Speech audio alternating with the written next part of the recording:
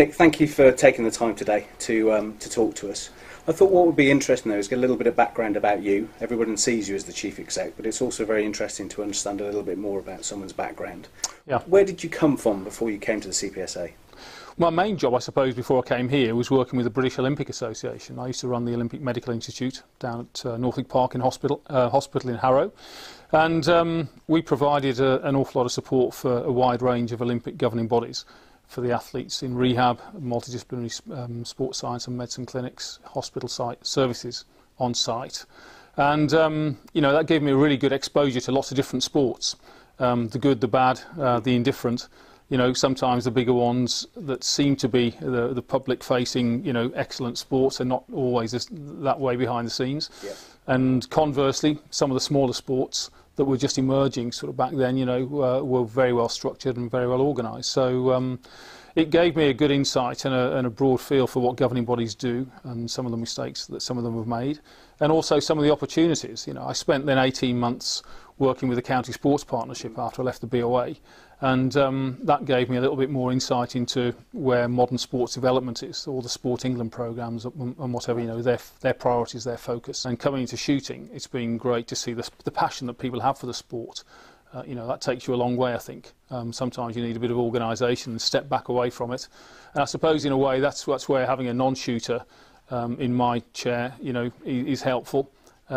It's good to understand the shooting world, of course, and to get out and about and see what drives people and what makes them tick. So I've tried to do that as much as I can over the last 3 years. Well, I think when I first came in, what shooting needed, what the governing body needed, was to raise the awareness, the visibility and the accessibility of the sport. And I think we're part of the way down the line of doing that. Undoubtedly, the gold medal in 2012 helped. You know, having the BBC Young Sports Personality of the Year helped as well.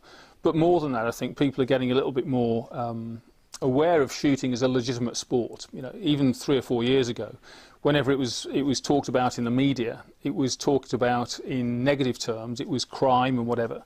You know, and our shooting success, our sporting success, was rarely featured, really. So much so that the Commonwealth Games in Delhi, there was almost no coverage of the huge success that we had there as a team, you know.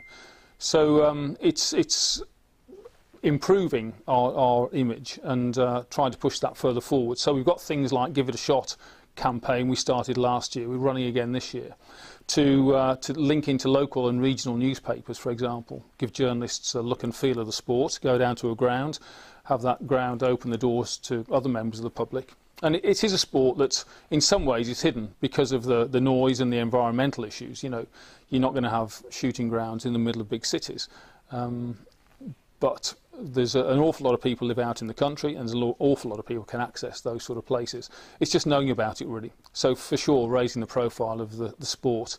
And us as an association, you know, we've got about 24,000 members. We've turned a very gradual decline around over the last 5 or 6 years to start to see a slight upward turn in numbers, which is good to see.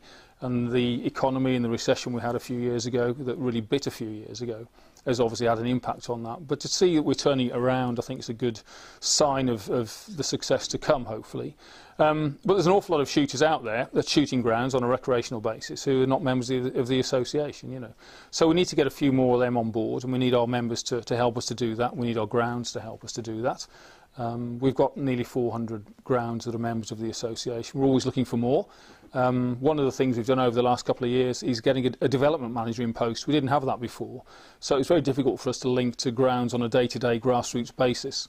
So Richard Worthington, who's in post now, was just out for a couple of days the end of last week up north, around Dishforth and that sort of area, you know, talking to ground owners, new grounds coming on board, and seeing how we can help them to help provide better shooting facilities and more opportunities. And for you in your post coming in to an organisation that's obviously been around since 1928, what's been the biggest challenge you found trying to pull the organisation forward? Yeah, it's an interesting question. I think there are cultural issues, and trying to modernise the governance and you know what we've achieved there with the articles is administrative, and we've done that, and you know, we consulted widely, we had good feedback from it. We got the resolution passed, which is all a bit tedious and administrative, but importantly it sets us up for the future. It means we can bring in independent directors with specific skills, as opposed to all the directors just being representative directors elected by the membership. And you know, the best people in the world, we're never going to engage every single member in who they want to run the organisation. It's a funny statement that's made from time to time that the trouble with the CPSA, it's run by non-shooters. Well, you know, in an organisation that only had representative directors, clearly they're all shooters. So that's one of the challenges we face. It's this cultural and perceptions of the board. There's a group of people out there, it seems, that whoever the individual directors are, they're always anti the board, you know, and they believe the board are in it for the wrong reasons, they're getting paid, you know, they're all volunteers, they put their own time in, huge amounts of time and commitment, a number of them, to help the association to run and to do the best they can for the sport, you know. So one of the things we've tried to improve on is the professionalisation in the boardroom, and I think we've had some success doing that recently. We've got one independent director on the board now who's a city lawyer, which is great to have that perspective, and sits on a number of other boards. That's not something that we have in a lot of the other directors. So it helps with a mix to get people, again, looking at it from outside, rather than people who are, you know, through and through shooters, and it's all they've known in some cases. So we're on the hunt at the moment. We're looking for another independent director to supplement that with different skills again. So that will help further. But overall, as I said before, you know, people are passionate about their shooting, and it's really just getting them engaged in the ways that can help to support and grow the sport. Maybe get new people involved in some of the volunteer roles. Ideally, some younger people as well. You know, whether that's youngsters aspiring to enter media careers, as so many want to do these days. If they can take a role with publicity, websites, you know, social media at county committee level, that would be great. You know, also engage more women in the sport. You know, our membership profile shows about 94% male, 6% women. And, you know, there's no good reason why that should be the case. It's a very accessible sport. It's a very universal sport in lots of ways, you know, from all sexes, genders, age, ability, you know, disability. Everybody can take part in the sport, really. And you can literally have 4 generations, you know, from great-granddad to youngsters shooting alongside each other. You know, one of the great things is it's not a sport where you drop your children off at training for an hour or two and come back a bit later and pick them up and go home. You know, you can all shoot alongside each other. They can be in a squad, you know, having some coaching to suit their own ability, and you can be off practicing or having a competition between your mates, you know. One of the criticisms people have, I mean, on average, as a sort of a rough bit of maths done, there's about 100,000 people will try clay shooting on an annual basis. Yeah. The majority of those could be hen, stag doos and people having a go. There doesn't seem to be there doesn't seem to be a very big take-up of those people to the sport. Where do you think we're going wrong? It's a difficult one, and you know, whenever people ask me that question, I ask them, what more can we do, what should we be doing, and very rarely do I get a helpful answer back, and that's, I think, just indicative of the fact that there isn't an easy answer. I think we can certainly do more to make it more accessible in terms of perceptions. I've said, you know, we can try and do more to get grounds to be more newcomer friendly. I think our championships as well, we've tried to soften the entry into to championships and also just registered shooting. So that we're running a Clubman Classic League now, so that non-registered and C-class shooters can shoot in a fairly safe, competitive environment, so they feel they're not going to be shooting against the top shots. But even so, in registered competitions, as you well know, we've got classes and categories, you know, so people are not shooting just for one prize, and I think we need to communicate that more, so that people understand there's something in it for them. They can take something out of it, whatever level they are, however long they've been shooting. We also have handicap competitions as well, you know. So I think some of it is about communication, explaining to people, you know, how easy it is to get into it, how easy it is to take it up. It doesn't have to be hugely expensive. There's a cost to it, of course, but then there is for lots of sports. So it's no different in that respect. And you know, there are a lot of people who will come into the sport because of somebody they know, but if they don't know somebody who shoots, how do they get into it? You know, so that's another thing we need to crack. In terms of PR activity, what is the CPSA doing to get the word out to the general person? So somebody picking up a newspaper on a Monday morning, and is there some results of clay shooting or something? What's the PR strategy from the CPSA?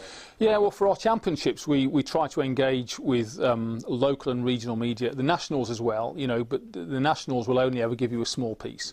Even sports like triathlon and so on now that have got really, you know, well recognised programmes and major championships happening in the UK will only get small write-ups.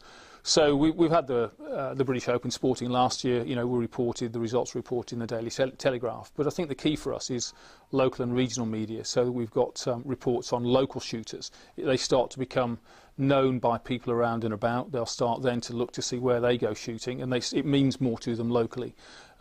Things like our annual awards, you know, again we target the feedback from that and the press releases locally, so that people read about it locally. And once you've got the message out 4 or 5 times, people start to sort of catch on to that hook, and they'll go and look for a little bit more information. So, you know, with the winners of our majors and minor championships, we'll release something locally to those newspapers, to local radio if we can get them to take it up. You know, websites are great. We're trying to encourage county committees who've all got their own website, either through our own system or their own, to write more and to include local media contacts there. And again, it comes back to trying to engage people on the publicity side. You know, committees are traditionally structured: chairman, secretary, treasurer, and then team managers to organise the county teams and county shoots and all that sort of thing. You know, but if we can encourage a few more positions there for publicity officer, again, it could suit youngsters or older people, and just focus on the fact that the local registered shoot or the county selection shoot or whatever it might be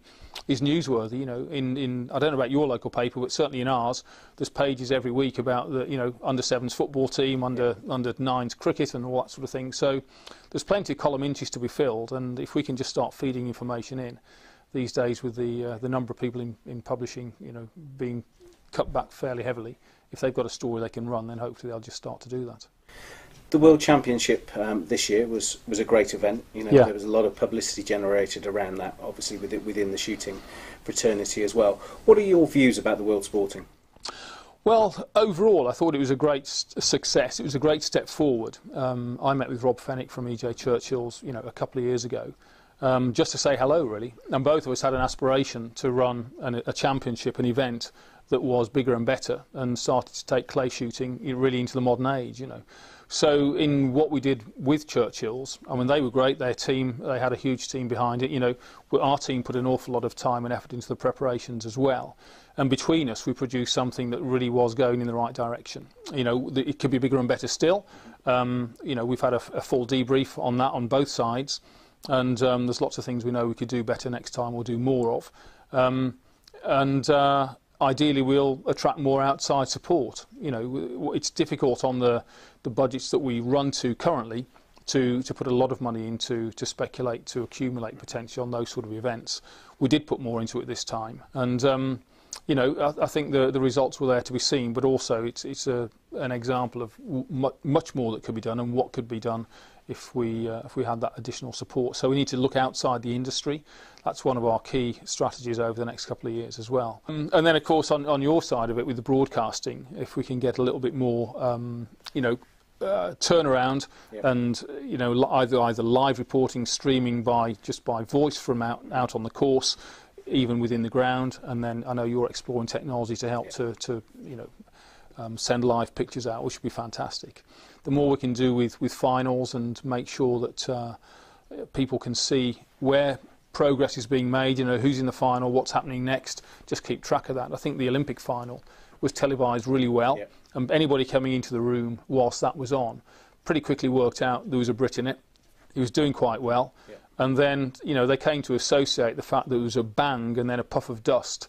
And if the puff of dust didn't happen, you know, in a split second after the bang, it was a bit like a penalty shootout, you know, to take the World Cup in 2D, because the player hits the ball and there's a split second before you've worked out whether it's gone sailing past the post or it's actually hit the back of the net, you know. So, but with that in mind, though, one of the observations from the World Sporting was fantastically organised, really well done, red course, blue course, really great standards. There was criticism of the final from that perspective. Yeah, that's right, and I think it's it's certainly one of the things that we've pulled out in the debrief. We didn't need to wait for the debrief to know we could have done a little bit better there. Yeah. I think we asked a lot of the people that were looking after the final right at the end of the week. It was a long week's shooting. We had one chief referee who we expected to oversee everything, and that was probably a little bit unfair. So one of the things we'll do next time is we'll have a separate team setting up the event, so it's not done late in the day. We can test the targets and make sure that they're reasonable. They need to be able to differentiate between the top 6 in the world, but equally we don't want them all missing half of them. And there was a story behind that which I won't go into, but it's not what we want to see for the future, and we know that now. And on the refereeing side, we just need somebody who's not been exhausted through being there for a whole week, who's sharp on the button, worked everything out beforehand, some assistants there to support that. And it can be a fantastic event without very much change, really. We just need people who are fresh and, as I say, just tried and tested targets, so we know exactly what's going to happen before it starts. The World Championships was fantastic, and it was a great event. How can we learn from that so that we can cascade that professionalism down to the other championships? Yeah, I think that's the challenge, isn't it? One of the things we had at Churchill's, and one of the reasons we went there, is because they've got an additional team behind the scenes. They do events, they do corporates all the time, and they certainly put some of that resource into this event. Other places that you go to don't necessarily have that resource behind them. For example, we're running the British Open Sporting with Steve and Alison Lovett this year at Garland's.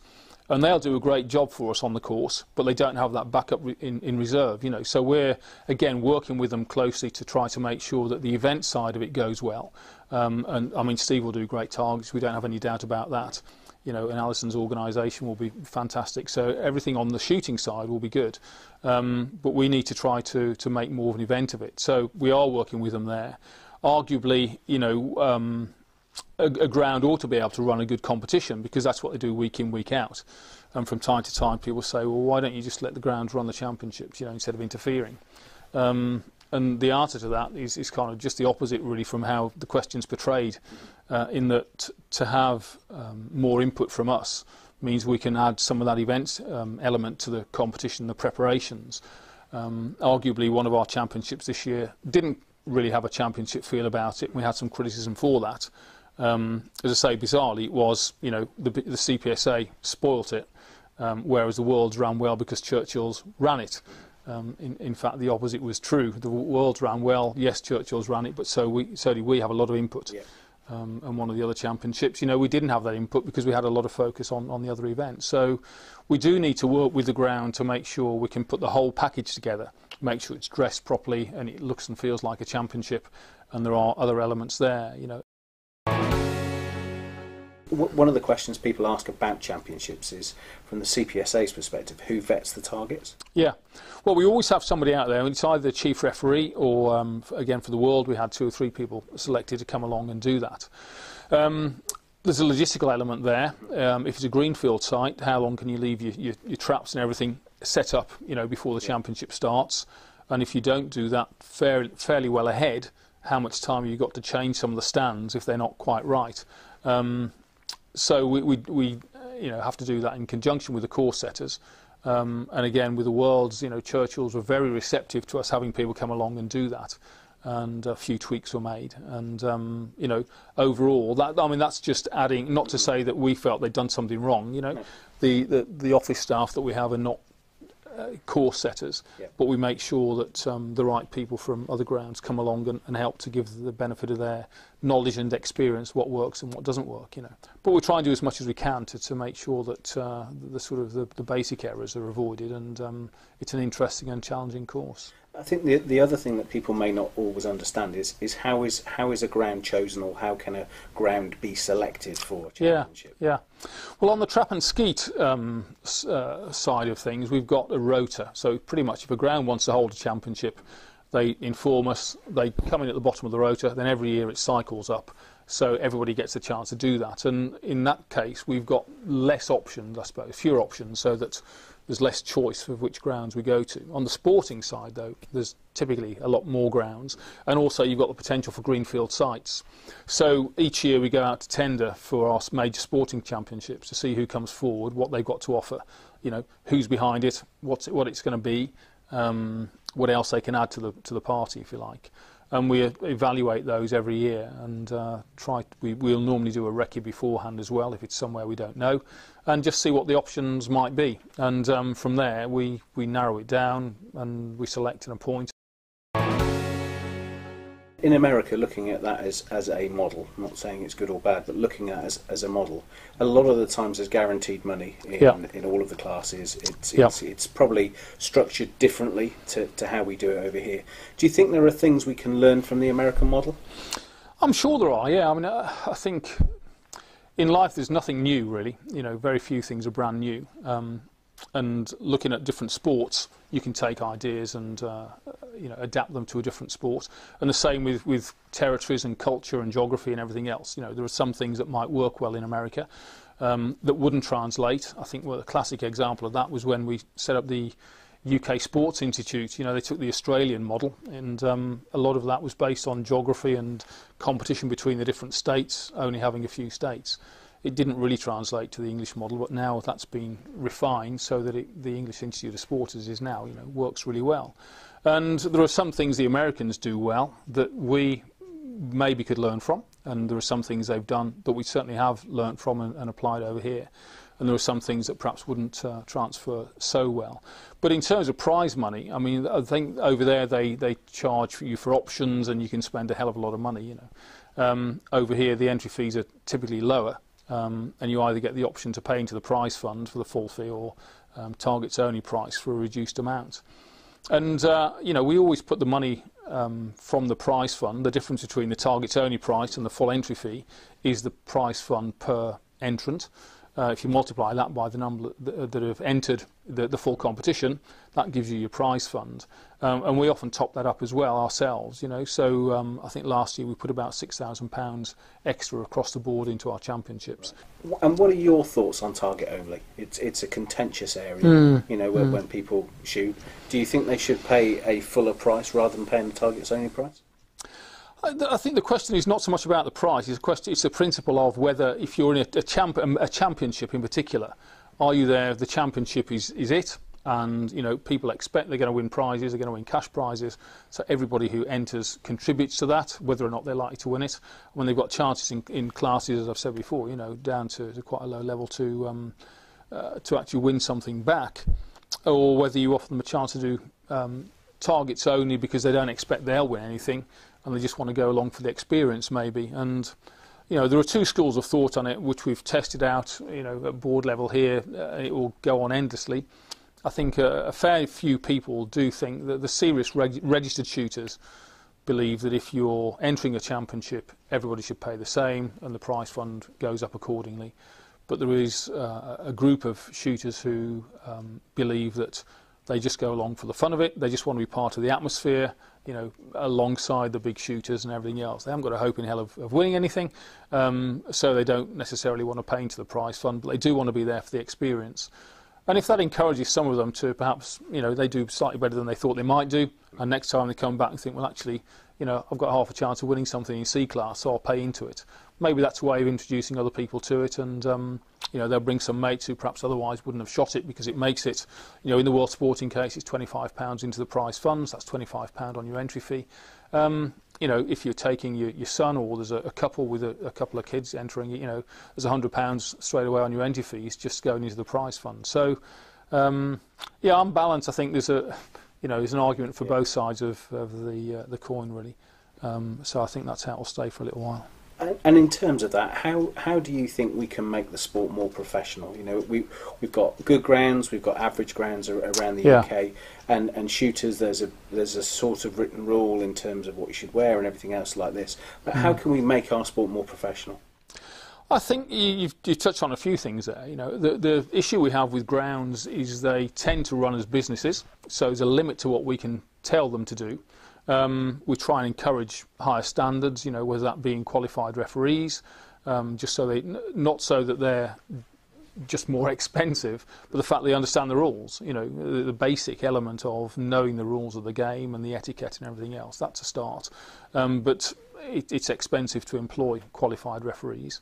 But I think the other things that grounds can do in promotion and publicity, dress code you've mentioned, we've got a fairly basic dress code in our code of conduct, but arguably you could say, well, you know, we'd want people, perhaps we start with championships, you know, you want people who are wearing polo shirts as opposed to, you know, cut-off jeans we don't allow, and you know, vest tops and things like that. But the obvious parallel, and the one people talk about, I think, a lot of the time is with golf. There's a certain dress code expected. You know, should you be shooting in polo shirt and chinos? It'd be great if everybody did, wouldn't it? And that would start to change some of the perceptions. I think if we can start to nudge up the bar through the championships and try and say to people, you know, we're getting more filming now, for example, you know, we're getting more widely reported. We want the image of the sport to be seen as being very professional. As a sport, it is very professionally run, and the safety record, I think, illustrates that. You know, it's one of the safest sports of all sports in the UK to do, and yet people perceive guns as being dangerous. So as long as they're properly managed, we know they're not, and that's a great place to start. If we were trying to redress perceptions in terms of safety, we would have an awful lot of ground to make up, I'm sure, but we've got a very good reputation there.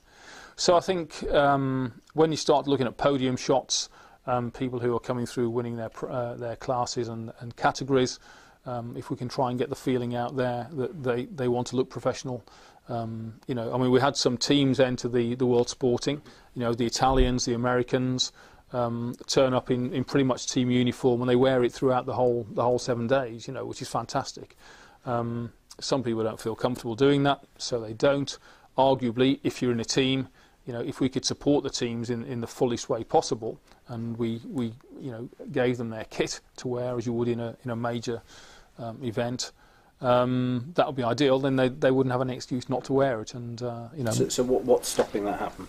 Well, I think at the moment it's partly a question of funding. You know, we are self-sufficient in terms of what money we have to spend from the association. And we spend about £100,000 a year supporting our England teams at different competitions, home internationals and so on. To kit everybody out in full kit, you know, if it's a 7-day event like the World Sporting was, then you know, you're going to need, you know, 5 polo shirts, you know, 2 or 3 pairs of trousers.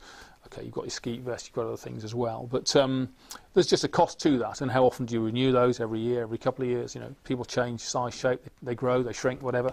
You've got new people coming on, so there's a big cost there. So it's a question of how much more we can throw into that.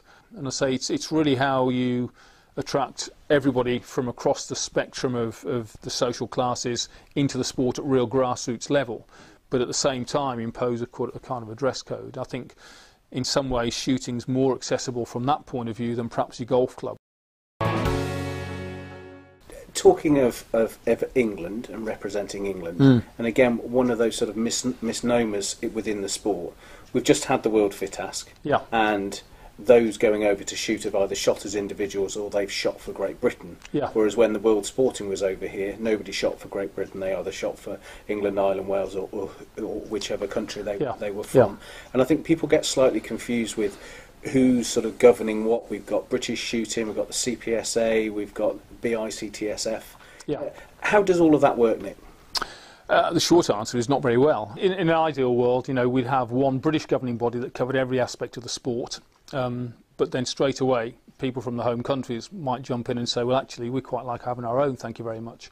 And you'll see that in the Olympic governing bodies. You know, in football, there's no Great Britain governing body. There was talk around the London Games about being one GB team, which did eventually come into place. But the Scots in particular were desperately concerned that they might lose their place in world football terms as a separate nation, and then you've got independence and all those sort of issues as well.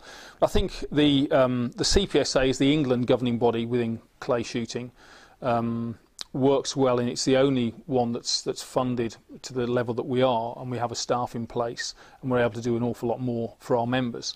The Scottish, the Welsh and Northern Ireland associations are very much smaller, run on volunteers, run with, you know, below 1,000 members each year, and they focus on certain things, and they do those very well by and large. You know, so home international teams are run by the home associations, and there's no issues then in terms of GB representation.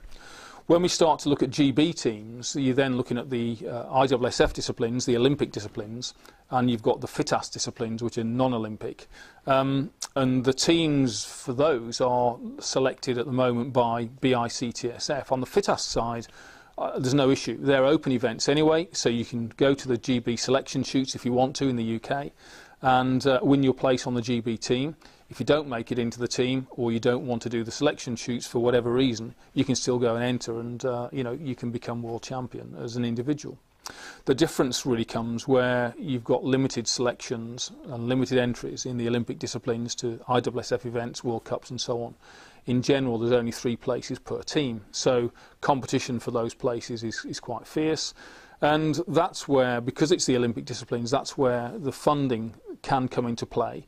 And we're fortunate as a sport in lots of ways that we've got UK sport funding for a very small number of shooters, but you know, they're out there on the world stage. Now, hopefully that will grow. It's started to improve, and you know, our success is coming along fairly regularly. Whether that's by design or by luck at the moment is open to argument. What's for sure in that domain is that the BICTSF doesn't put anything into helping shooters to develop or progress as shooters. They simply hold selection shoots, and the people who come through and, you know, have won the first, second and third places in the rankings, 3 from the last 4 selection shoots for example, then get sent as the GB team. Now that works at a very low level in that you know, the BICTSF has no staff. It's simply a board of directors. It really is a management board, because anything that happens they have to do. There are some people on that board who are very much more active than others.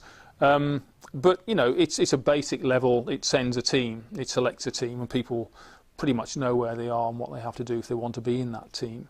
The opportunity we have as a sport, and that's where British shooting comes in, because that takes in the umbrella of clay shooting, small bore, and then for the you know, for some disciplines full bore as well. They've got some development funding for that.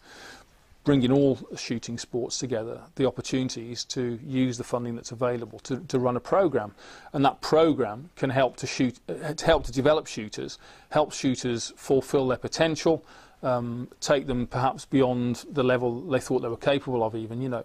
And for that you need ability, of course, but also you need commitment, and you need resource behind you. And if you don't know how to prepare yourself properly, there's some simple tricks you're missing because there was no support available. And you know, as I say, BICTSF doesn't provide any of that. Little tools that you can use just to improve your performance on the day, whether that's in preparation, psychologically, mentally, goal setting, whatever it might be, whether it's in nutrition, hydration, you know, so that you're just prepared, you've got things in your bag to keep you going through the day. You can sleep well at night, so you're not sort of, you know, over drinking later in the evening, so your sleep is disrupted, or you wake up in the morning dehydrated and you've got to build that up again before, you know, all sorts of little things that sport knows about and has known about for years that I've not seen in shooting. And the culture, again, it comes back to that. You know, the culture needs to change. We need to prepare shooters to be athletes. In some cases, they're getting there. In other cases, they're growing up without knowing what it's all about, you know, and that's where the programme can help. And as I've kind of alluded to, UK Sport are prepared to fund the Olympic sports because that's what their success is measured on. That's what their goals are in terms of lottery distribution.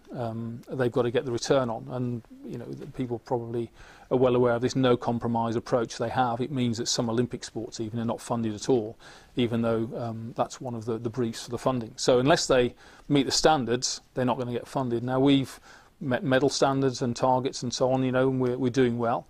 There's an awful lot more we could do, but that's where the sport needs to go for the future if we're going to be successful, except by chance. And you know, it's a really exciting opportunity. There are some issues around personalities, around organisations battling. There's some history. People feel that the programme we had up until 2008 Although we had the gold medal success and the silver medal in Sydney, we didn't medal then in Athens or Beijing, and the programme was fairly heavily cut after that point. People go back to that time and say, well, you know, it wasn't well run at the time, it was exclusive, lots of negativity around it. And then, of course, if the same happened and we lost the funding again, what would be left? So people don't want to give over the what they see as the sort of the sovereignty of team selection to British Shooting, even though British Shooting is the accountable body, and it's accountable not only to lottery, to UK Sport for lottery funding, but also to the ISSF, because that's the member body. They enter the team, they manage the team, they're responsible for the team and its behaviour and everything else, you know. But at the same time, they've got the opportunity and the resource behind them to help to support those shooters to come through and get better. So we can design success rather than, you know, coming across it by chance. But in terms of that programme, though, that really probably doesn't impact 85 to 90% of your membership. That's right. What can you do to develop the sporting shooters for the next generation? Yeah. Well, I think that coming down the levels, we can do something for the sporting shooters as well as the Olympic disciplines, because, as you rightly say, that programme only impacts on 10 shotgun shooters at the moment, and we know there's an awful lot more than that, fortunately, in the sport. We also know a lot of them come into the sport or will have a go at the sport and don't progress to that world-class group. And that's partly been because there's been no pathway for them to see in the past, and no support along the way. So one of the things that we've started doing along with British Shooting is a development pathway along regional talent centres in England, and starting to take people through, youngsters generally between sort of 14 and 25, and the next stepping stone after the talent programme being the GB Academy programme, so that takes in the other home countries as well, and that's a stepping stone then to the world class programme. So there is a structure there, and now people, if they're looking at shooting and how to get to the Olympics, they can see this pathway. You know, it's a bit of jargon in a way, but it does help to illustrate how people can get to the top. And then for the non-Olympic disciplines, us as a governing body in England now, that's where our role sort of comes into play. We would like to get the best out of every up-and-coming shooter. Again, there's a resource limitation. What we're trying to do at the moment is bring in talented shooters from any discipline. Some of them may not have tried a different discipline, whether it's the Olympic disciplines they haven't tried, or whether it's sporting, you know, they've come through trap or whatever. Their real forte may lay in a different discipline. So one of the things we're doing, as well as a talent programme that we've got some Sport England funding for at the moment, is to look to see how we can raise additional funds to support the other side of the sport. And what we're looking to do at the moment is set up a trust so we can raise money that goes directly into whether it's scholarships or whether it's talent days for people who are in non-Olympic disciplines. We can't spread that money too far, but as a governing body, you know, we've got some responsibility for developing young shooters on that side of things, and also coordinating. There's a number of academies out there, and some of them focus on sporting as a discipline because that's the more popular one. And that's where most of our shooters are. That's where most of our members come from. So if we can coordinate again some standards and some entry points and how things work on some of those without telling people to do them differently, because most of them do it because it's their passion. People like Philip Thorold has got his academy, and he picks up individuals and supports them, not entirely voluntarily, but he'll do it his way, and there's absolutely nothing wrong with that. There's the Gameball Academy, of course, and you've got a slightly broader outlook on that. But I think if we can coordinate those in some way so that there's a bit of a funnel, we know where we can direct people. To say, if we can get the trust off the ground and start to operate some training days that mirror some of the Olympic disciplines, then that's a big boon for the sport as well, I think. One last question, Nick, in terms of standards, and I say it's the last question, but very much a very poignant question.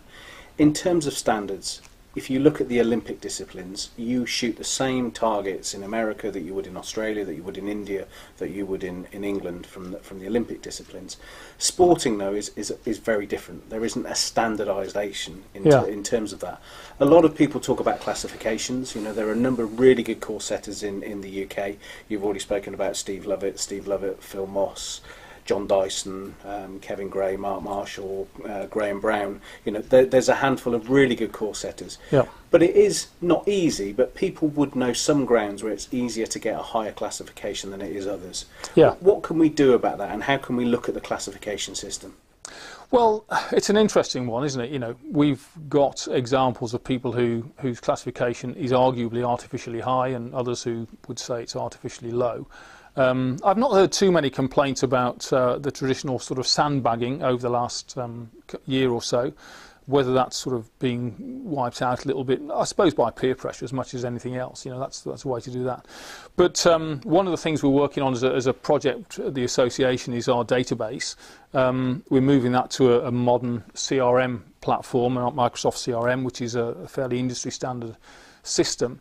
That will allow us to do an awful lot more with our data, and it will make it a lot more flexible. Now, we then have the opportunity potentially to classify people on a more regular basis. We've got the opportunity to look at it slightly differently. At the moment, we can count the number of different grounds that they shoot at. But you know, whether we get into kind of rankings in terms of points away from high gun, so you might go to a ground where, you know, high gun, even for the top shots, is going to be 92, 94 maybe. Or you might go to another ground where, you know, for a shooter a bit like yourself, you come away with a 98, and that's great, you know. That doesn't mean that the 98 score was better than the guy who shot 92 on a really challenging course, as you say, really. So there are things like that we can start to look at when it comes into the programming and working out of, you know, the relativity of scores, really. Some people just like to get into a high category, or a high class.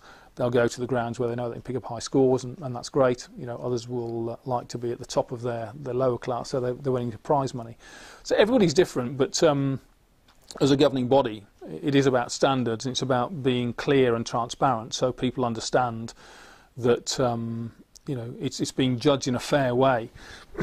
So it becomes a little bit more comparable, and then when you come to championships, the classification's meaningful, and it means that an A class is an A class, not somebody who's been shooting easy targets. You know, the danger for that, and the challenge for us, of course, is that if somebody's shooting a championship and they're used to putting in scores in the sort of high 80s, and they come away on a 73, then the course was rubbish and it's our fault. You know, the reality might just be that that's a normal course plus the extra bit for a championship, as opposed to the easy targets that you've shot every weekend for the last 6 months because nobody's changed them. But yeah, I think there's a market for everybody, isn't there? Really, you know, there are the grounds who will just run nice, simple, straightforward shoots because they're regulars like that. They come along as much for the social side of it as the score side of it. Because it's a race of competition, their scores will come in. They're not too fussed about it, maybe. And then there are those who'll trot around to different grounds and challenge themselves, you know, on high birds, towers, you know, things that are only visible for 0.3 of a second through the gap and things like that, you know, that you don't get on every ground. The last one for me, if we were to sit down in a year's time, what one thing do you want to change between now and then? That's a difficult one. One thing I've learnt in 3 and a bit years is that it takes time to change things. I would like to see, you know, the view of our championships having improved, and I would like to see our number of members growing. With our new database I talked about, will give us more information about who's leaving, who's joining, how long people are members for. So we'll be able to target much more around retaining members, retention. So I'd like to see us losing fewer members. So that's a simple one for us to measure when we've got the right system. But yeah, I think the fact that we're trying to, you know, improve the quality of our championships and the event side of it is one I'd like to see continue to grow. I think we've done that well with the World Sporting, we've done that well with the DTL weekend recently, and if we can extend that across, you know, the British Open Sporting that's coming up, and then looking ahead in 2 years' time to the World again, you know, taking that up in the upward trajectory, so we can get more external interest in our championships, become seen as a more professional sport, you know, standards start to go up, and you know, people look at it much more positively. That'll be a good thing to have achieved.